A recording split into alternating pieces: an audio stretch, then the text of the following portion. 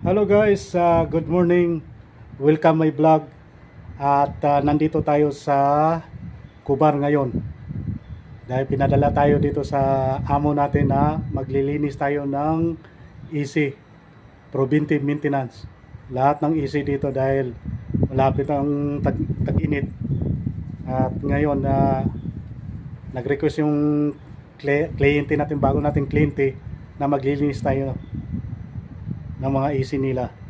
So nandito tayo para maglinis, mag-preventive maintenance, for check-up lahat ng AC niya, tapos papaganahin natin, chichikin natin yung pressure, lahat ay inahanda lang nila para sa tag-init. Ay papasok na tag-init guys. So guys, panoorin nyo, maglilinis tayo ng lahat ng AC nila sa outdoor unit na console, na carrier. At saka may may LG din na inverter. Lilinisin din natin, tapos i-start natin lahat preventive maintenance. Okay guys.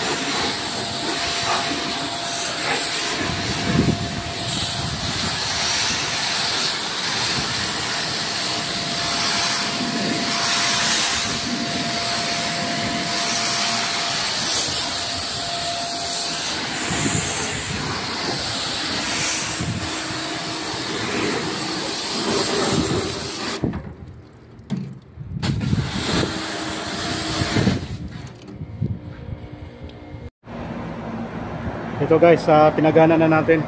Chichikin na natin. Ay, gumana na siya. Check natin yung pressure.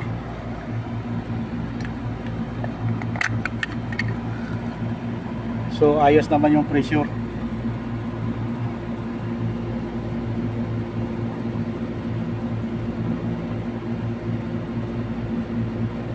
70. Sirado natin. Ayan.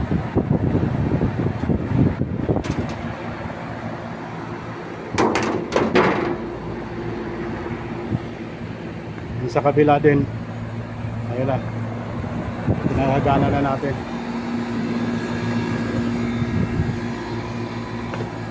Sisirado natin.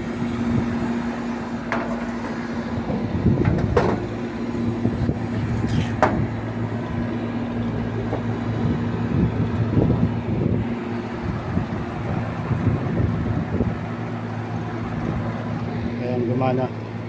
Ngayon pupunta na tayo sa kabila.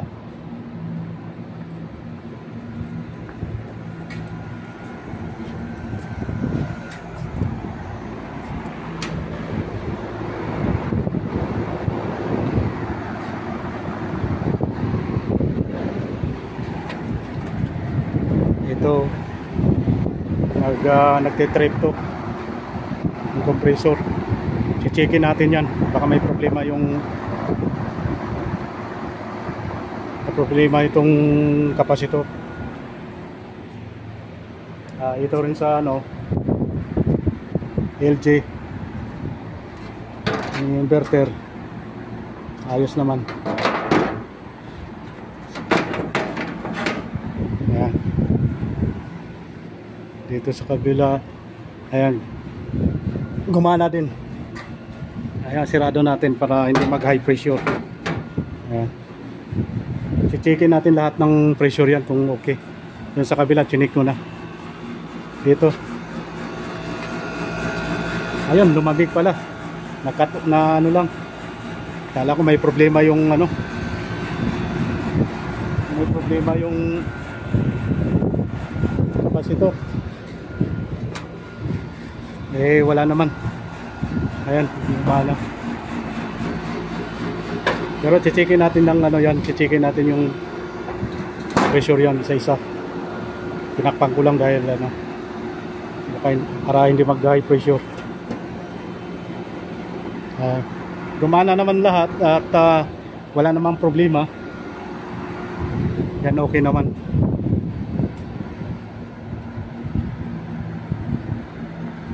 Yan. Isa-isahin natin yan, checkin natin ang pressure. Doon karga doon 70 yung pressure nya. Yan talagang pressure nya, yung carrier na console. Madalas kung makikita talaga ang pressure aabot ng 70 pressure. Ayun. Okay guys, checkin na muna natin yung mga pressure. Okay guys, natapos natin yung pag-check up ng unit. Yung preyon niya ayos naman lahat. Okay guys, hanggang dito na lang at don't forget to subscribe my YouTube channel Lunjaon TV at pindutin ang notification bell para updated kayo sa susunod kong bagong video guys. Okay guys, at thank you for watching.